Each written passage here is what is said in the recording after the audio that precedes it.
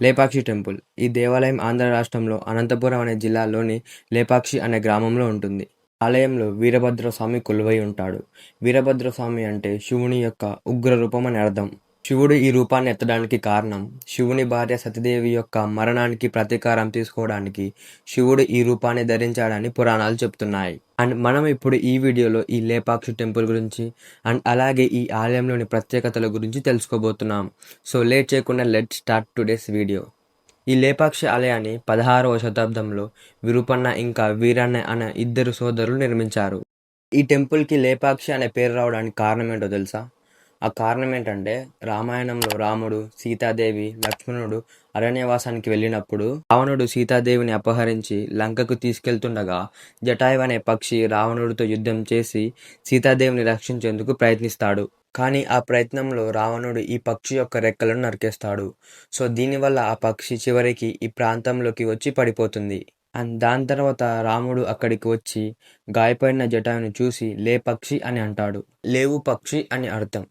So దీని కారణంగా ఆ ప్రాంతానికి లేపాక్షి అనే పేరు వచ్చిందని అక్కడి స్థానికులు చెప్తూ ఉంటారు. అండ్ ఈ లేపాక్షి ఆలయంలో 7 ప్రాచీనమైన ప్రత్యేకాలు ఉంటాయి. అందులో మొదటిది హ్యాంగింగ్ పిల్లర్. అండ్ ఈ హ్యాంగింగ్ పిల్లర్ అనేది గాలిలో తేలుతూ ఉంటుంది. అంటే ఈ స్తంభానికి నేలకి దాదాపుగా 1 ఇంచ్ గ్యాప్ అనేది ఉంటుంది. మీరు ఈ గ్యాప్లో నుంచి పేపర్ని కానీ క్లాత్ని కానీ పెడితే అది ఇటువైపు నుంచి అటువైపు ఈజీగా వెళ్తుంది. ఈ పిల్లర్ గాలిలో తేలుతూ ఉండడం వెనక ఒక మిస్టరీ ఉంది.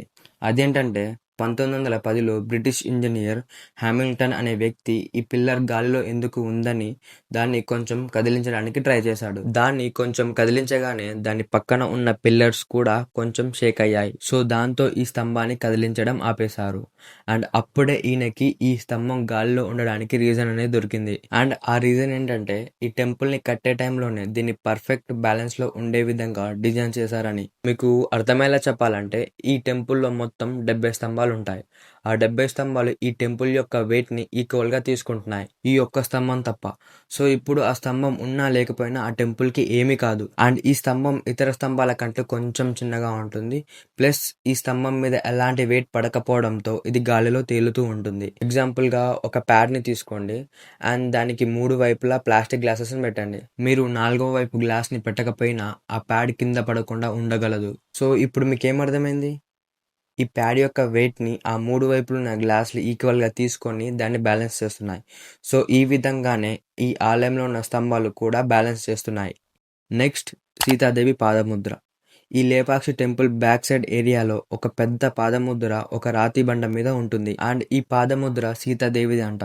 ఈ పాదముద్రలో నీరు ఎప్పుడు ఉంటూనే ఉంటాయి. ఈ పాదముద్ర ఇక్కడికి రావడానికి కారణం ఒకానొక టైంలో రామాయణంలో రావణుడు సీతాదేవిని అపహరించి లంకకి తీసుకెళ్తుండగా జటాయు అనే పక్షి వస్తుందని ఇంతకుముందు చెప్పా కదా. రావణుడు ఆ పక్షి యొక్క రెక్కల్ని నరికేయడం వల్ల ఆ పక్షి ఈ ప్లేస్ లో పడి కొన ఊపిరితో కొట్టుమిటాడుతుంది. సో ఈ పక్షి రాముడు వచ్చేంత వరకు ప్రాణాలతో ఉండి జరిగిందంతా రామునికి చెప్పాలని సీతాదేవి తన పాదముద్రలను ఇక్కడ వదిలి ఆ పాదముద్రలో నీరు వచ్చే విధంగా చేసి ఆ నీరుని ఈ పక్షి తాగి రాముడు వచ్చేంత వరకు ప్రాణాలతో ఉండే విధంగా చేసింది. అండ్ ఈ పాదముద్రలో ఏ కాలమైన నీరు ఉంటూనే ఉంటాయి. అది ఎండాకాలమైనా సరే వానాకాలమైనా సరే. And next Nagalingam. ఈ లేపాక్షి టెంపుల్ మొత్తంలో మోస్ట్ ఫేమస్ ప్లేస్ ఏమైనా ఉంది అంటే అది ఈ నాగలింగం ఉన్న ప్లేస్ ఒక్కటే. ఈ నాగలింగం చూడడానికి ఎలా ఉంటుందంటే 7 తలల నాగుపాము శివలింగాన్ని రక్షిస్తున్నట్టు ఉంటుంది. అండ్ ఈ నాగలింగాన్ని మొత్తం ఒక్క రాయి మీదనే చెక్కారంట. ఈ నాగలింగం వెనక ఒక ఇంట్రెస్టింగ్ స్టోరీ ఉంది. ఆ స్టోరీ ఏంటంటే ఈ ఆలయాన్ని డిజైన్ చేసే శిల్పులు ఒక రోజు మధ్యాహ్నం భోజనానికి కూర్చున్నారు. అండ్ అప్పటికి ఇంకా ఫుడ్ ప్రిపేర్ కాలేదు. సో ఈ శిల్పుల యొక్క అమ్మ ఇంకొక గంట 2 గంటలు టైం పడుతుంది, మీరు అంత లోపల పక్కన కూర్చొని అని చెప్పి ఆమె లోపలికి వెళ్ళి వంట చేయడం స్టార్ట్ చేస్తుంది. అండ్ దీని తర్వాత ఆ శిల్పులు టైం ఎందుకు వేస్ట్ చేయాలే అని ఒక నాగలింగాన్ని చెక్కాలనుకొని ఈ 7 తలల నాగలింగాన్ని 2-3 గంటల్లోనే చెక్కేశారు. తర్వాత వాళ్ళ అమ్మ బయటికి వచ్చి ఈ నాగలింగాన్ని చూసి ఇంత తక్కువ టైంలో ఇంత పెద్ద నాగలింగాన్ని ఎలా చెక్కారని ఆశ్చర్యపోయి ఆ నాగలింగానికి దిష్టి పెట్టింది. సో దీని తర్వాత ఆ నాగలింగం 3 చోట్ల పగిలిపోయిందంట. అండ్ తెలుగులో ఒక సామెత ఉంది కదా, నరుడి దృష్టికి నల్లరాయినా సరే పగలాల్సిందే అని. తర్వాత అక్కడి రాజు ఈ పగిలిన లింగాన్ని చూసి పగిలిన నాగలింగానికి పూజ చేయకూడదని 1538లో కాశ్మీర్ నుంచి ఒక శివలింగాన్ని తీసుకొచ్చి అక్కడ పెట్టాడు. అప్పటి నుంచి ఈ నాగలింగానికి పూజలు చేయడం స్టార్ట్ చేశారు. అండ్ ఇదే ఈ నాగలింగం వెనుక ఉన్న స్టోరీ. అండ్ ఈ వీడియో మీరు ఇంతవరకు చూసారంటే మన టాపిక్స్ మీకు నచ్చే ఉంటాయని అనుకుంటున్నాను. సో ఒకవేళ మీకు గనక మన టాపిక్స్ నచ్చితే మన ఛానల్ని సబ్స్క్రైబ్ చేసుకోండి. అలాగే బెల్ సింబల్ని ఆన్లో పెట్టుకోవడం మాత్రం మర్చిపోకండి. సో దీనివల్ల మనం ఏమైనా కొత్త వీడియోలు పెడితే అవి మీకు నోటిఫికేషన్ ద్వారా వస్తాయి. అండ్ లేట్ చేయకుండా వీడియోలోకి వెళ్ళిపోదాం. నెక్స్ట్ ఏకశిలా నంది విగ్రహం. ఈ విగ్రహం మన ఇండియాలోనే అతిపెద్ద నంది విగ్రహం. ఈ విగ్రహం 15 ఫీట్ల పొడవు, 15 ఫీట్ల వెడల్పు, ఇంకా 27 ఫీట్ల ఎత్తు వరకు ఉంటుంది. అండ్ ఈ నంది విగ్రహాన్ని కూడా ఒక రాయితోనే చెక్కారు. ఈ విగ్రహం ఇప్పుడు చెప్పుకున్న నాగలింగానికి స్ట్రైట్గా ఎగ్జాక్ట్గా ఒక 200 మీటర్స్ దూరంలో ఈ నాగలింగాన్ని చూస్తున్నట్టుగా ఉంటుంది. నెక్స్ట్ కళ్యాణ మండపం.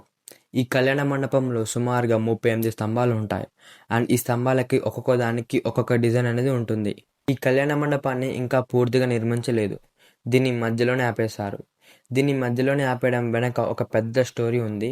దాన్ని షార్ట్గా చేసి చెప్తాను, జాగ్రత్తగా వినండి. ఈ కళ్యాణ మండపాన్ని విరూపన్న శివపార్వతుల కళ్యాణం జరిగిన విధంగా నిర్మిస్తున్నాడు. అండ్ ఈ కళ్యాణ మండపాన్ని నిర్మిస్తుండగా దీనికయ్యే ఖర్చుని అచ్యుత దేవరాయ అనే రాజు ఇస్తుండేవాడు. అండ్ ఈయన సడన్గా మరణించడం వల్ల ఈయన స్థానంలో ఈయన అల్లుడు వచ్చాడు. ఎందుకంటే ఈయనకి కొడుకులు ఉండేవారు కాదు. దీని తర్వాత కూడా విరూపన్న రాజ్యంలోని ధనాన్ని తీసుకొని ఈ కళ్యాణ మండపాన్ని నిర్మిస్తూ ఉండేవాడు. అండ్ దీన్ని నిర్మిస్తున్నట్టు దేవరాయ యొక్క అల్లుడికి తెలియదు.